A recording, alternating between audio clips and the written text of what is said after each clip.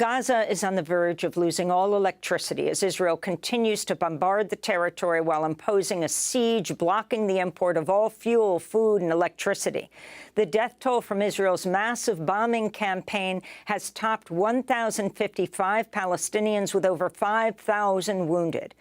Dr. Barghouti, welcome back to Democracy Now!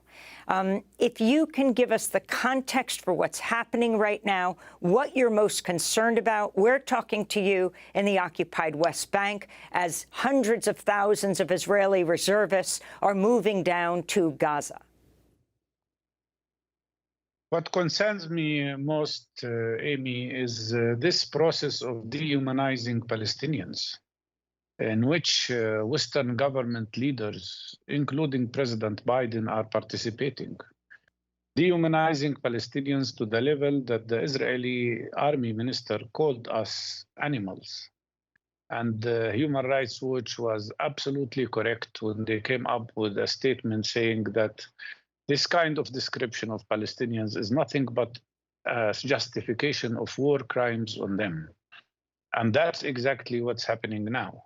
The more important thing is that Netanyahu is saying that Palestinians should be evicted from Gaza.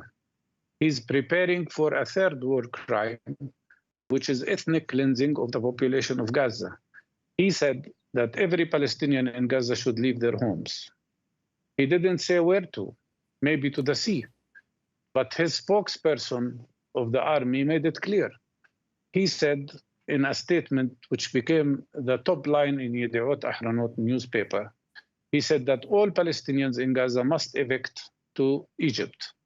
These people, these criminals who committed ethnic cleansing against Palestinian population, 70% of the Palestinian people in 1948, 70% of the population of Gaza were among these people who were evicted from Palestine.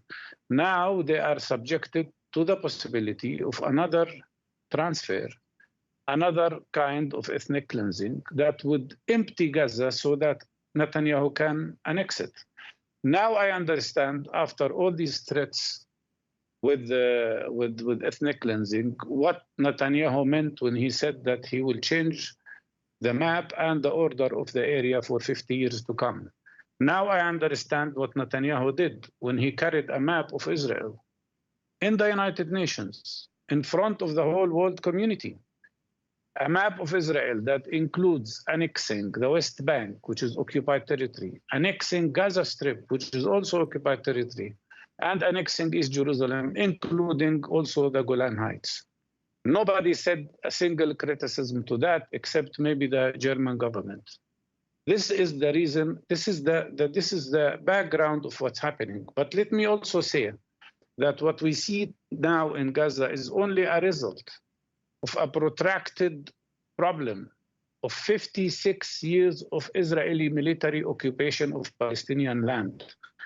How many times on your show, Amy, and on other shows, we said that the solution is to end Israeli illegal occupation of Palestinians, that the solution is to stop what has become the worst system of apartheid ever, much worse apartheid than what prevailed in South Africa at one point of time. How many times we said that building settlements in the occupied territories will destroy any perspective for two-state solution? How many times we complained about settlers' violence and settlers' terror against Palestinian communities?